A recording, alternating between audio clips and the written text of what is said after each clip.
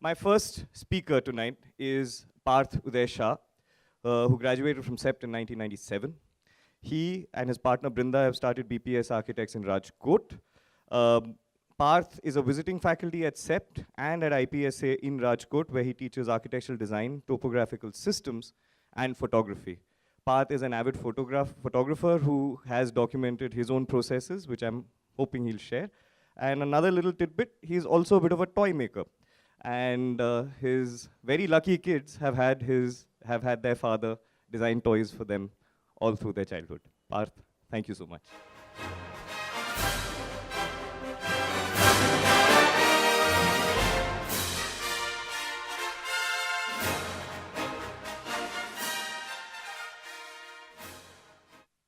So I start off with thanking the FCDI team, Abhinav, and his very, very wonderfully efficient team, the curators, Virendra, Madhav, Rachit, and particularly Sudipto, for remembering and then inviting me to share with you some of my thoughts. My wife Brinda and our studio team are very, very grateful to all of you. And it has actually compelled me to go back in time, really, since my very beginning in the world of photography. The theme of this year's talk centers on photography and architecture. It's titled Moments in Architecture, and I interpreted it as how does one really go about the act of designing a building and effect it. What all affects it, like a backstage activity. It could be sketching, traveling, reading, talking to clients, formulating the brief, visiting the site, making a preliminary design, making a model, sketch models, computer simulations, talking to your team members, engineers, contractors, craft persons, etc. How can it be taking pictures? Or pictures like traveling, reading, help in the subconscious buildup of what I call the imagery bank in the mind. So it's personal, really. Thus began my journey to really try to articulate how has photography helped me to become what I am today as an architect. It has taken me almost a month to put these few slides together into something that looks coherent and makes some meaningful sense. I had never done it before, such a kind of a correlation between the kind of pictures I've taken and the kind of work we do in the practice. I've had to sift through literally thousands of images, analog and digital, that I have taken over time. And at the end of it, I feel it's safe to say that an act of designing can be taking pictures. The title of my talk, Continuity of a Frame, has got more to do with photography and how that is intertwined in many other things that I do personally as well as professionally as an architect with my partner Brinda. The subtitle, the eye, the composition and the lens obviously has connotations with the brain.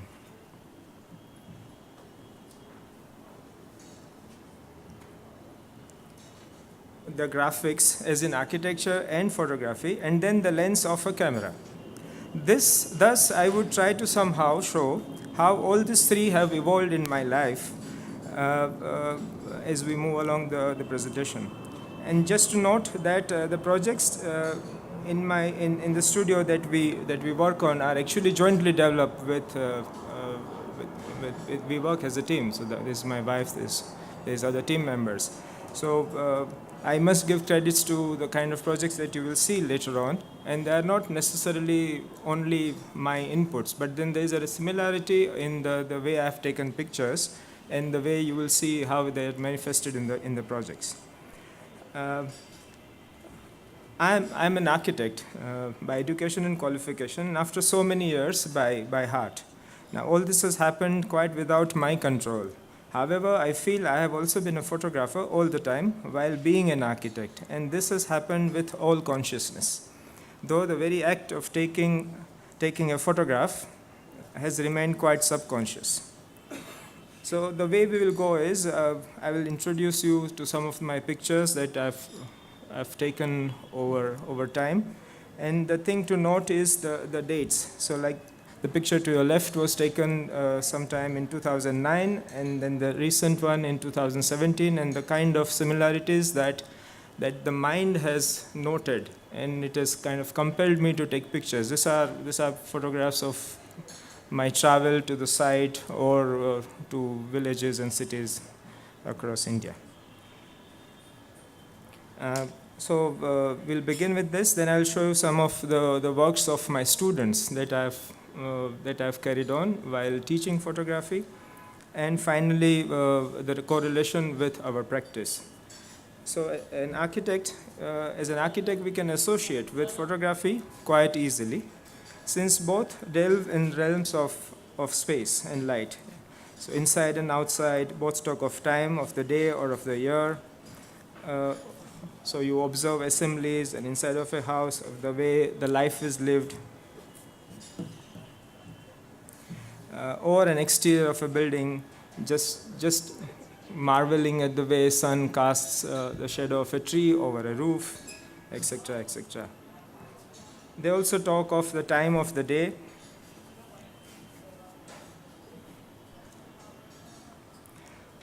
or of the year,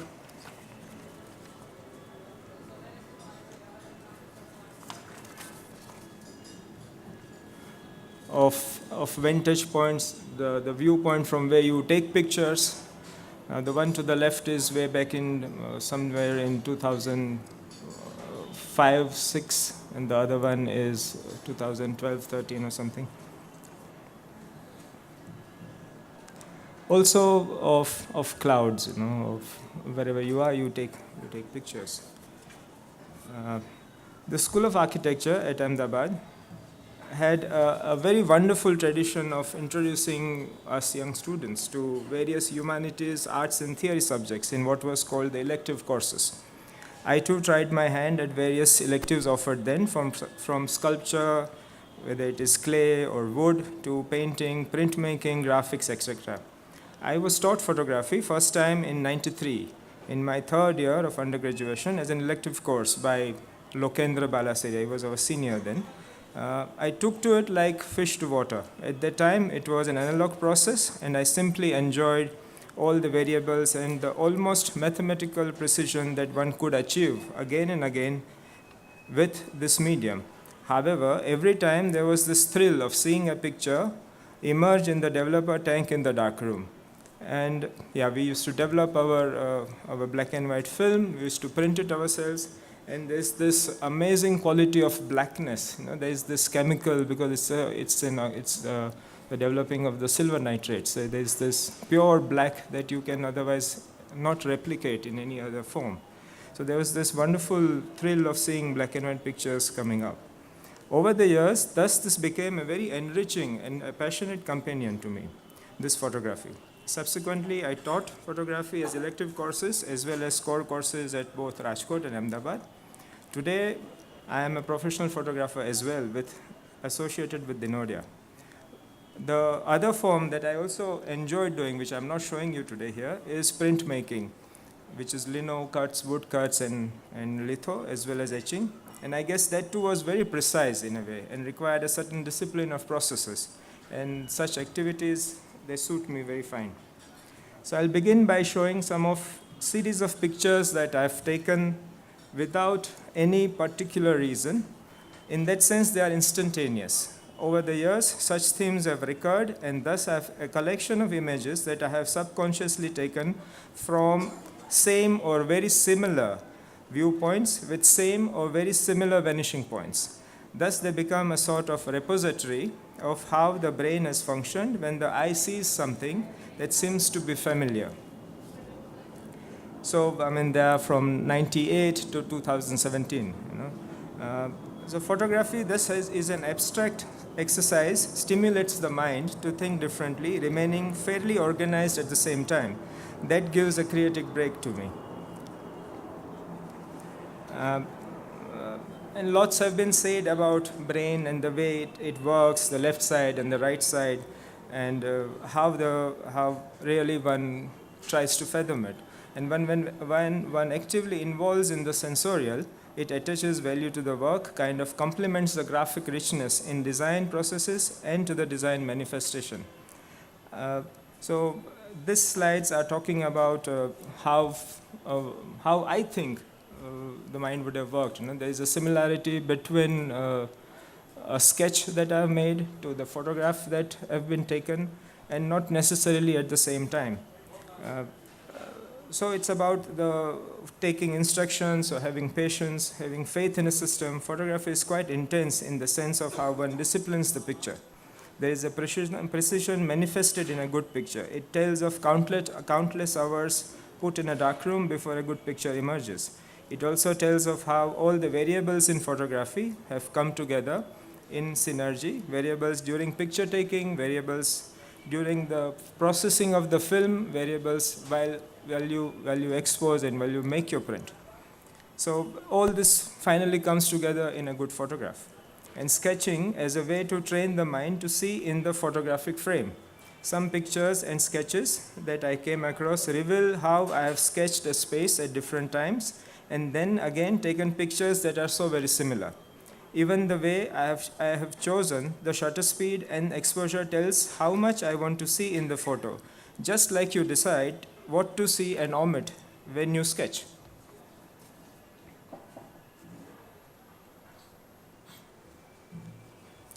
Some of the, I'll start off with the students' work section. The picture on the left is by Man Ray. So I started this somewhere around 1999. I started taking photo electives, and one of the best way to initiate the students to darkroom techniques was photograms. Photogram, by the way, is simply exposing your paper under an enlarger and putting certain objects, so that will prevent light from exposing the paper, and then you develop it and you have various kinds of images. Essentially, that's the principle, where the only kind of variable you have to control is the exposure. The time is at hand. And there were various exercises given to familiarize the students, and these are some of the better examples of what they could come up with. So the picture to the extreme left is not by students, the other two are. And you see how they have really explored the graphic sense in a photogram. And if you look at it, these are students who have been very recently introduced into photography. I mean, elective means they are trying their hand at photography for the first time. And they are creating such beautiful compositions is quite exemplary.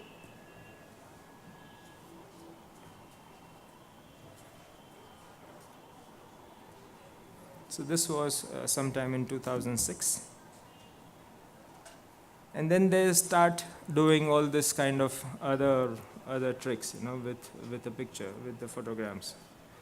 These are some of my experimental works. This is metal filings, and you put it over glass and have a magnet underneath, and you have this kind of thing. And to the right is a photo that was very recently taken on a beach. That's quite a startling correlation.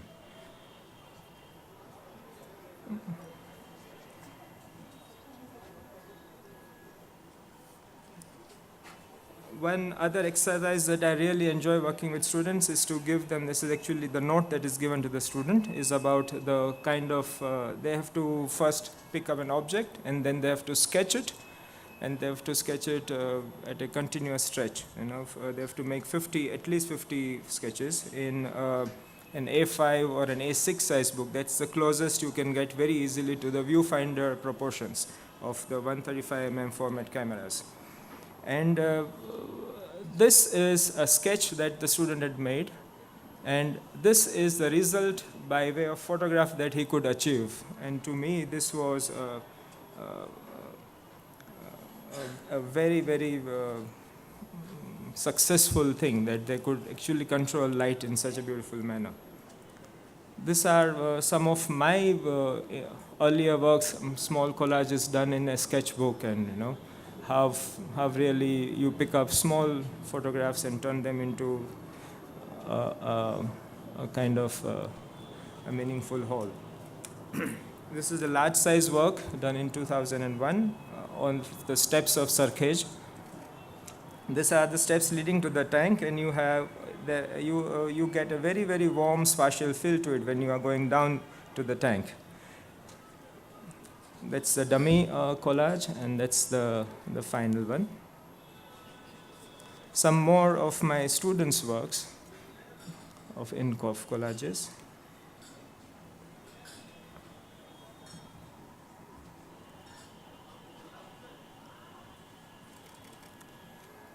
This was a commission from a client in hospitality industry, and they wanted a feel of the city, and I suggested them that they should have roofscape of the old city, and they immediately accepted it.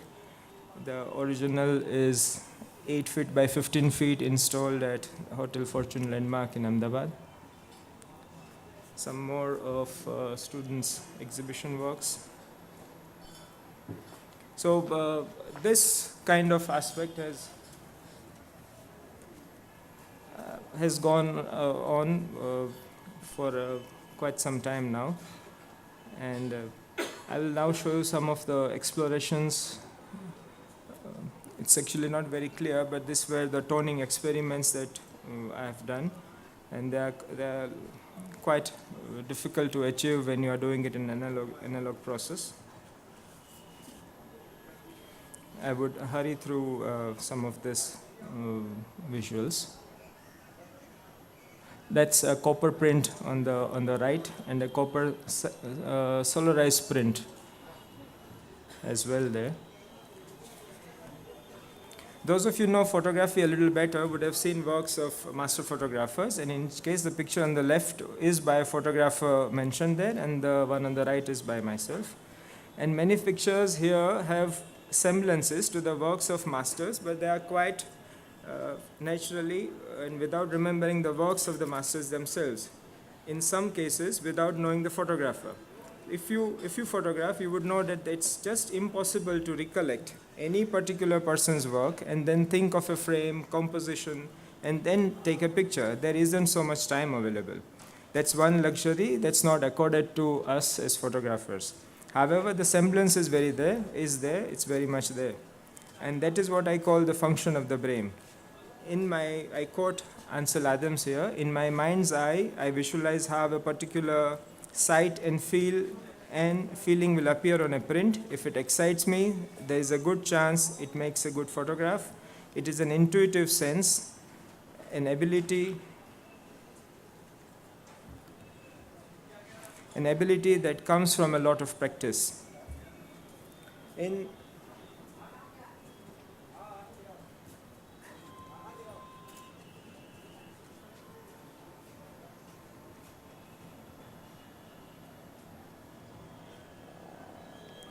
In 94, one of my professors, Professor Leo Pereira, on seeing some of my pictures commented, or rather urged me to keep taking photos of same elements over the years.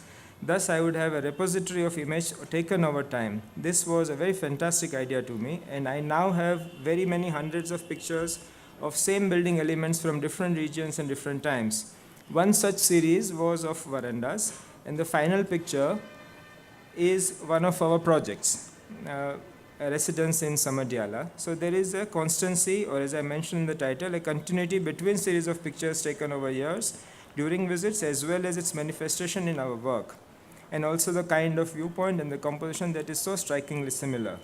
So I will now run through some of this kind of series, and I'll quickly go over it.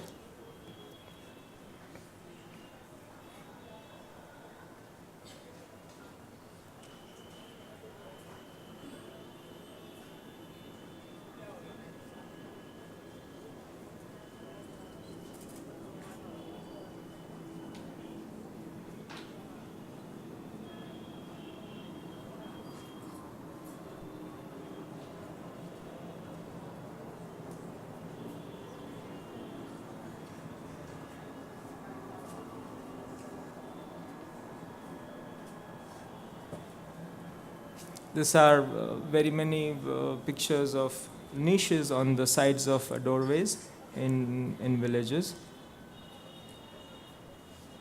So as a photographer, the eye is looking for something, a pattern, a similarity, and something familiar or known. Once that is captured, at that moment a photograph is taken. And now I'll show you some examples of the interrelationship between the images of various buildings and their elements that is manifested in our built work. And we do a lot of work in the development sector in rural areas and for CSR activities of companies. We devote almost 40% of our time in that. I am unable to show those pictures to you today as it will not fit the topic of today's dialogue.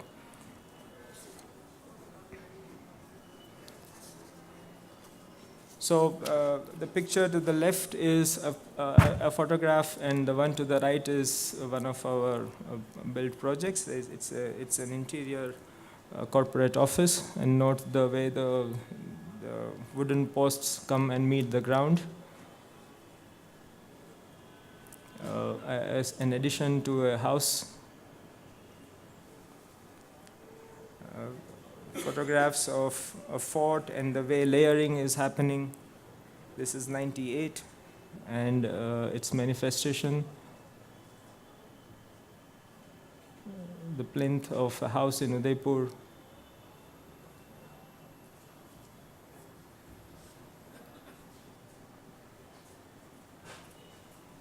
That's our studio in Rajkot.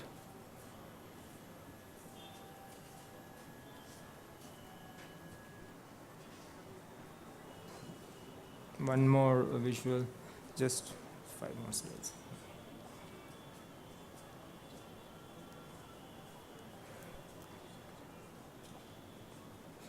A house in Gondal, it's a site photo under construction.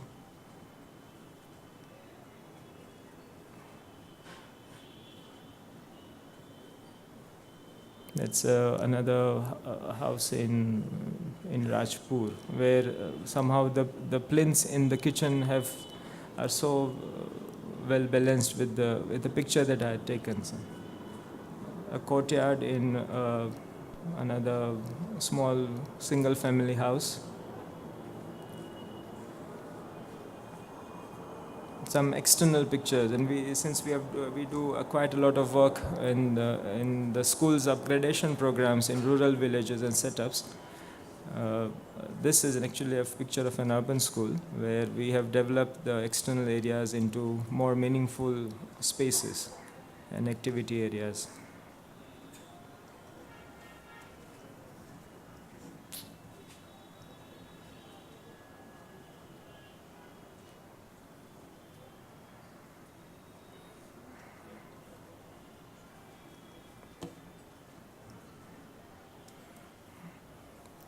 Yeah, note the way the two pictures where to the left there's this thing, a pot hanging, and that's in our studio.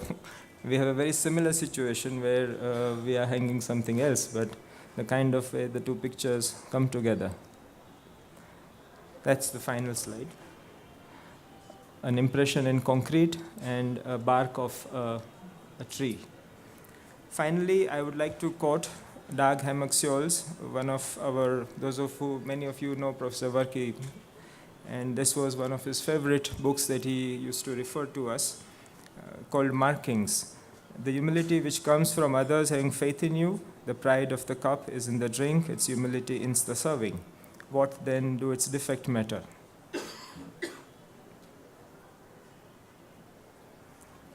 With these words, I end today's talk with these two images. Of course, not clicked by me. I'm actually, oh God.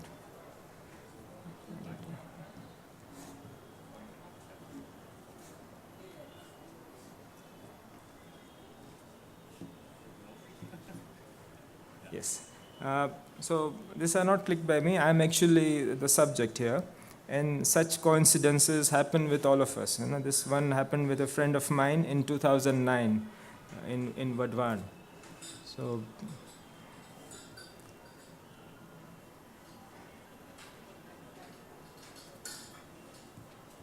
Thank you.